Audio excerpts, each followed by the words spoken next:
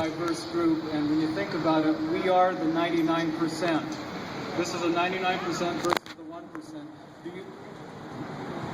Do you know anyone out there who's ever gone to the store and says, I got to go and pick up some more GMO canola oil? It doesn't happen. Nobody wants this stuff except for the people that profit from it. Lorena? Can you tap Lorena there? I want to talk to her for just a second. Hi, Lorena. This is not news to you, but I just want to read what Monsanto has to say to you.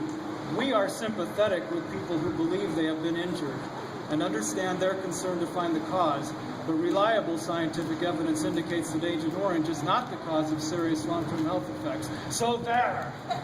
That's what Monsanto says. That was on their webpage a while back. You know what they're saying right now? A causal connection linking Agent Orange to chronic disease in humans has not been established. So there, again from Monsanto. So that's what you get from Monsanto. My name is Brett Wilcox. I've lived in Sitka, Alaska for the last 13 years. I organized the March Against Monsanto in Sitka in May.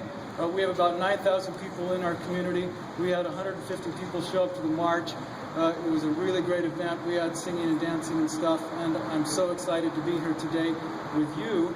Last night, my wife in Sitka held a potluck against Monsanto, a non-GMO potluck. I'm afraid I'm blowing this away. Am I doing okay with this? Okay.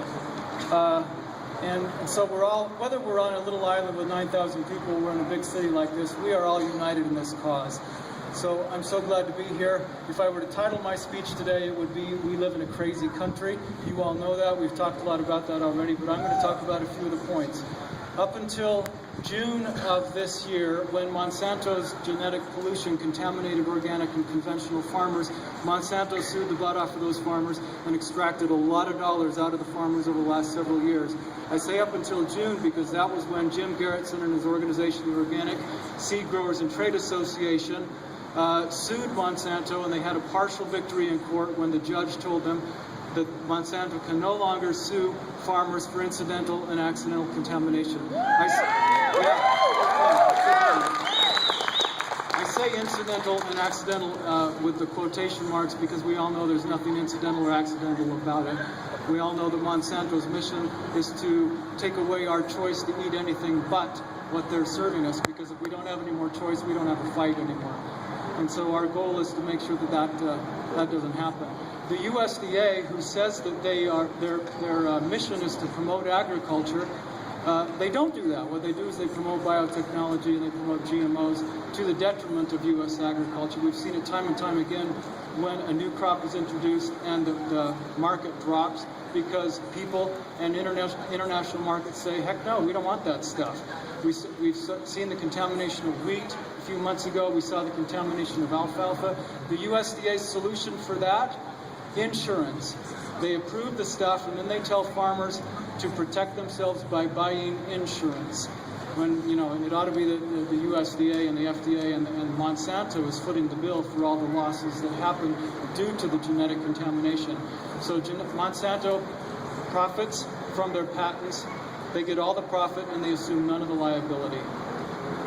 We live in a crazy country. Over 90% of the people in this country want GMOs labeled. People in over 60 countries already enjoy that privilege, yet we can't get it.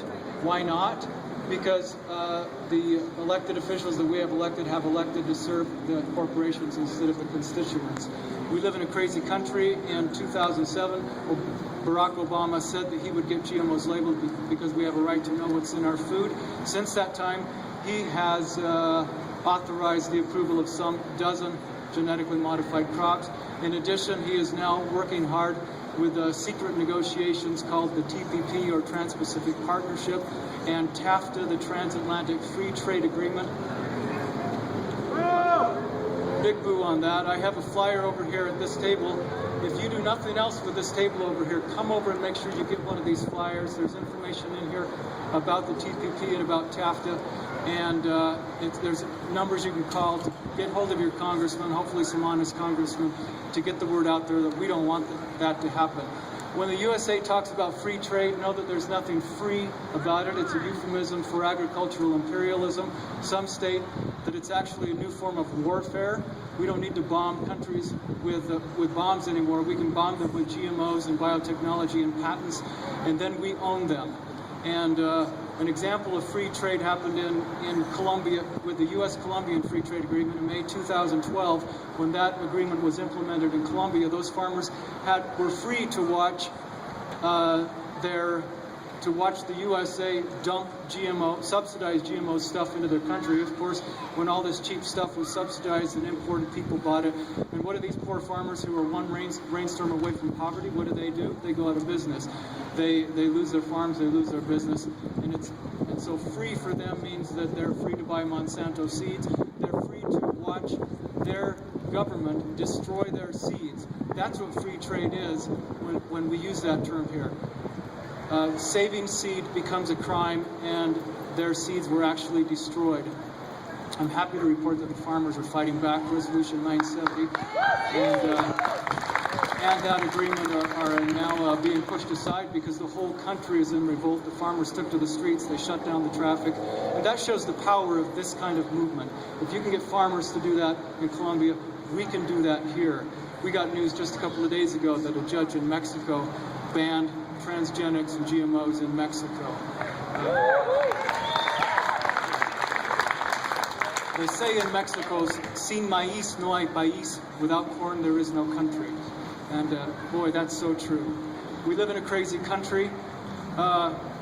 We've got this stuff going on with the TPP. We've got this stuff going on with TAFTA. So what can we do to fight it? Well, we're doing it right now. You know, we're kind of on sacred ground here because we are doing it. We're doing what we need to do to make the phone calls, do the activism, however we do it. What I have decided to do is write a book. I've written a book called We're Monsanto, Feeding the Country Lie After Lie.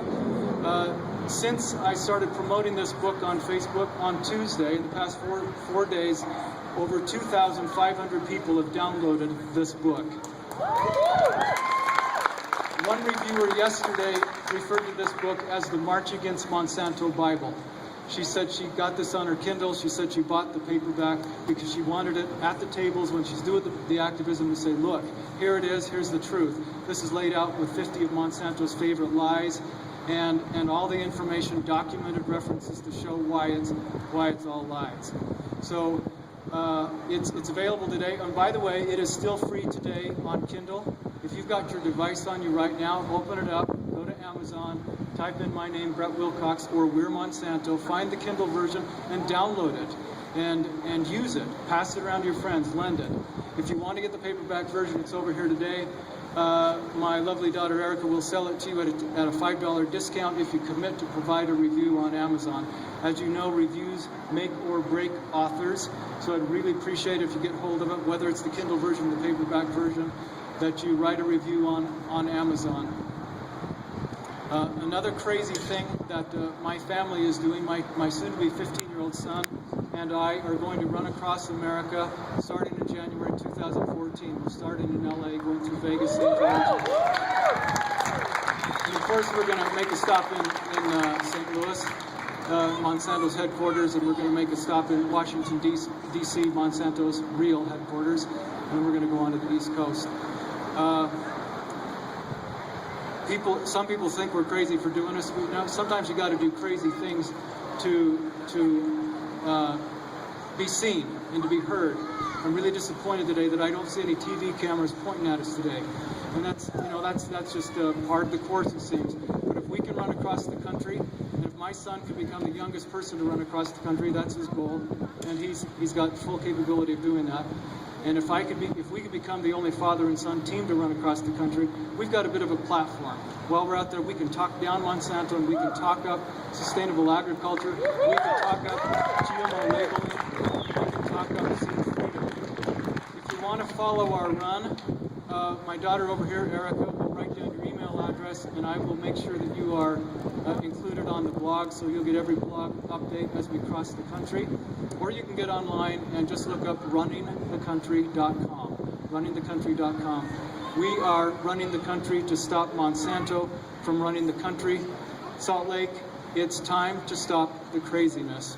It's time to stop Monsanto. Seed freedom now.